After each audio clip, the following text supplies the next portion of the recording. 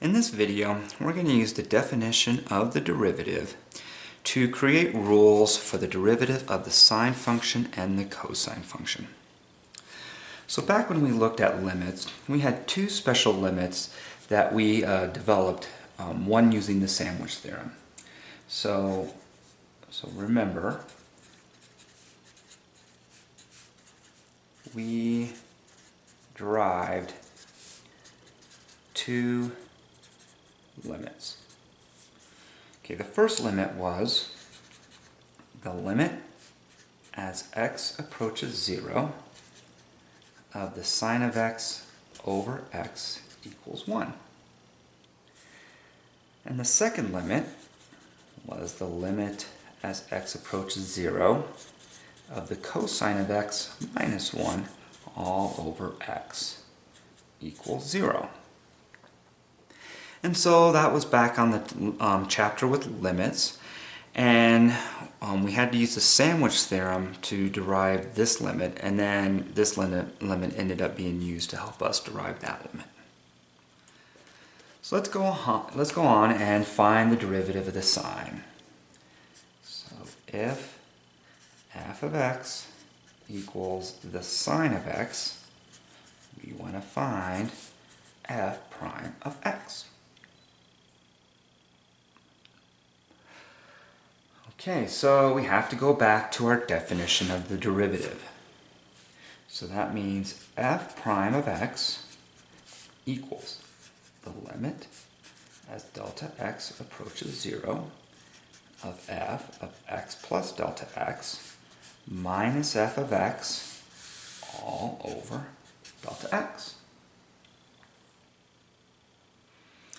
So we put in our sine function in for f of x and the f of delta x, and so we end up with the limit as delta x approaches 0 of the sine, so this says put in x plus delta x in for x, so it's the sine of x plus delta x minus the sine of x all over delta x.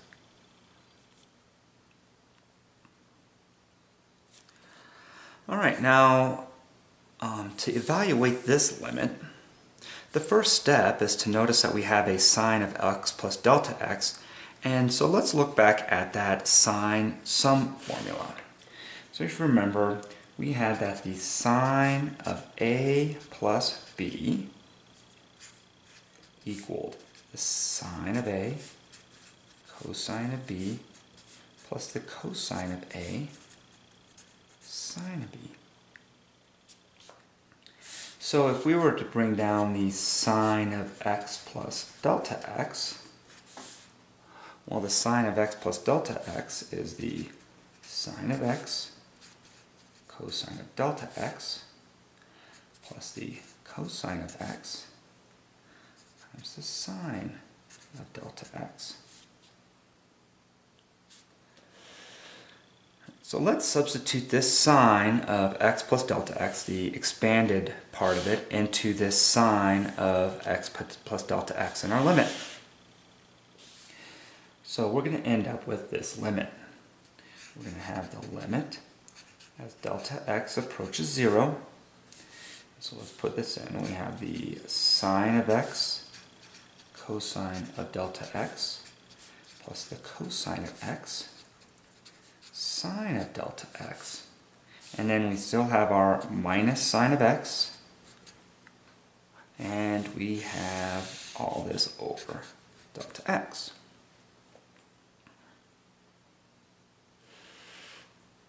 Good.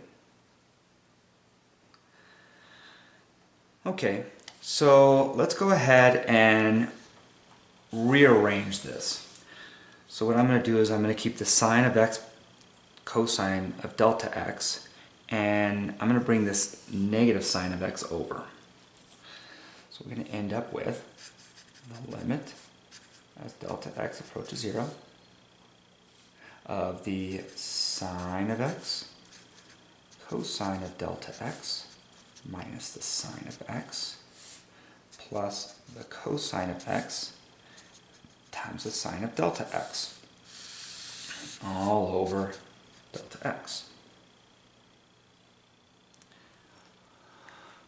The next step is we're going to split this into two limits. So, if you have the sum inside a limit, we can split that into the sum of two limits. So the first limit is going to be the sine of x cosine of delta x minus sine of x over delta x. So we're going to have the limit as delta x approaches 0 of the sine of x cosine of delta x minus the sine of x all over delta x. And then we're going to add on to that the limit as delta x approaches 0 of the cosine of x times the sine of delta x all over delta x. So we split this into two fractions and then made each fraction a limit. Alright, so from this limit, inside this, I'm going to factor out a sine of x. So we're going to have the limit as delta x approaches 0 of the sine of x, and then I'm going to multiply that by the cosine of delta x minus 1 all over delta x. And then from here, we're going to just factor out a cosine. So we're going to have the limit as delta x approaches 0 of the cosine of x times the sine of delta x all over delta x. Okay, we're almost done. So for this limit over here, because we have a product inside the limit, we can create it as a product of limits.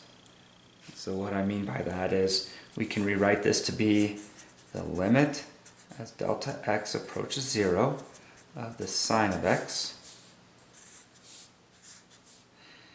And then we also have the limit as delta x approaches 0 of the cosine of delta x minus 1 all over delta x. Those are being multiplied. And then we're going to do the same thing over here. We have a product inside a limit, so we can make the limit of a product of two limits. So this is going to be the limit as delta x approaches 0 of the cosine of x times the limit as delta x approaches 0 of the sine of delta x all over delta x.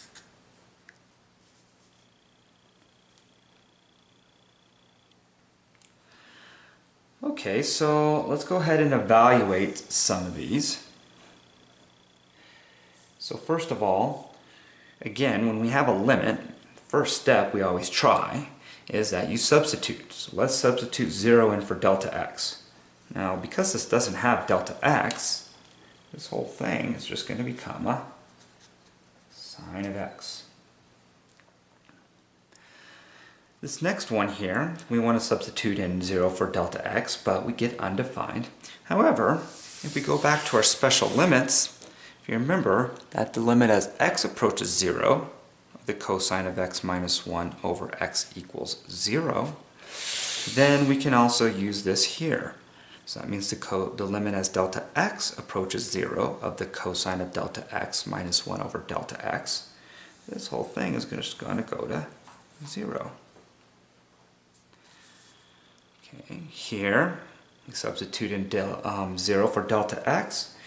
There is no delta x, so this ends up being the cosine of x. And then this one here, we try to substitute in 0. It doesn't work. However, we have back here the special limit.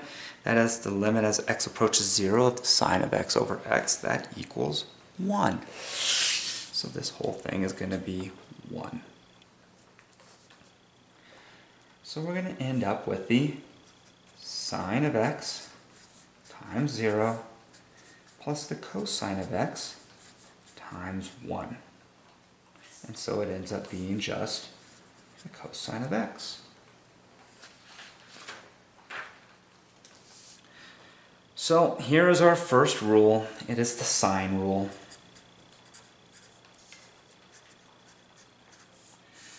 And the sine rule states that if f of x equals the sine of x, then f prime of x equals the cosine of x.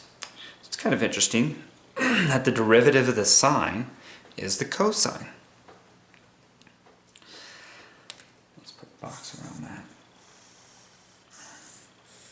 Of course, this is something that you need to remember, because if every time you have to take the derivative of the sine, you have to go through the definition of the derivative, that would take a long time. It's easier just to remember that the derivative of the sine is the cosine. Let's take a look at the graphs together and kind of see how this works. So let's say, let's see here, that's 1, here's -1. So here's my sine function. Let's do one period of that. So here's the y equals the sine of x. And then down here, let's put the cosine function. That's 1, -1. Let me see, I need to get some points here to try to line this up.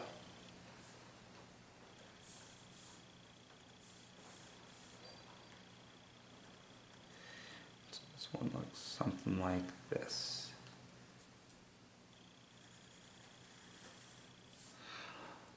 Okay, so this is going to be y prime equals the cosine of x. So notice, when sine is 0 radians, the slope is 1. So that makes sense. This would be about a slope of 1. Now, as the sine is increasing, all of a sudden it gets to a point where we get here where the slope is 0. We really haven't talked about this too much, but if you think about it, when you have a horizontal tangent line, that means that the slope of this line is 0. Then the slope starts becoming negative. So as the slope starts decreasing, as sine decreases, it's negative. Okay. And then it keeps on becoming more negative until we get to this point here, where the slope of the line at this point would be -1, the slope of the tangent line. And then it's still going down, it's still negative until we get to this point here, where we then have another horizontal tangent. And then your slope starts increasing again. So, you know, it works. The idea that the derivative of the sine is the cosine, so the cosine tells us something about the slopes of the tangent line of the sine.